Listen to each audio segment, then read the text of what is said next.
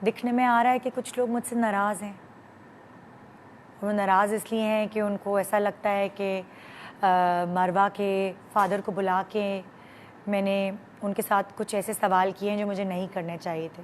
सबसे पहले तो मैं माफ़ी मांगना चाहूँगी। मैं आप लोगों को नाराज़ नहीं देख सकती। उनके साथ कुछ ऐसे सवाल किए हैं जो मुझे नहीं करने चाहिए थे।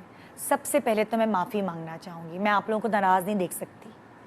तो अगर जाने अनजाने में मुझसे कोई ऐसी बात हुई है, कोई ऐसे सवाल हुए हैं, तो मैं आप लोगों से हाथ जोड़ के माफ़ी मांगती हूँ। और उसके बाद मैं क्लैरिफिकेशन देना चाहूँगी।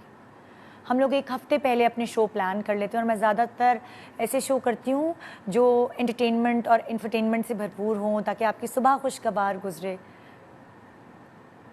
हमने मरवा की फैमिली को अप्रोच नहीं किया था, बल्कि वो सारिम भाई के थ्रू उन्होंने हमें अप्रोच किया, क्योंकि उनको मीडिया सपोर्ट की ज़रूरत थी।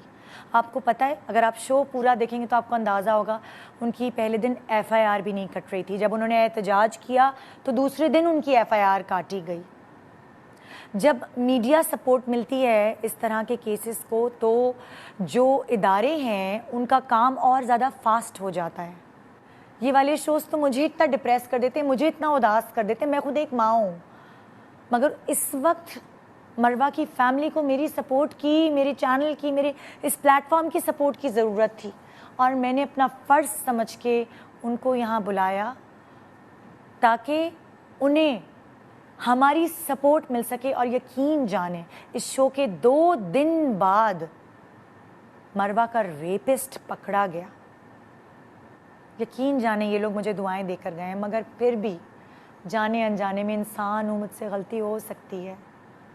मेरे मुंह से कुछ गलत निकल आया, मेरे भी हवास बाख्ता हो सकती हूँ, कुछ जाने अनजाने में कुछ गलत बोल गई तो प्लीज़ मुझे माफ़ कर दें। मैं इंसान हूँ ना, मुझे थोड़ा सा मार्जिन दें। मैं तहे दिल से आप लोगों से माज़रत करती हूँ और कोशिश करूँगी आइंदा और भी ज़्यादा फूक फूक के कदम रखूँ। मुझे माफ़ कर दें।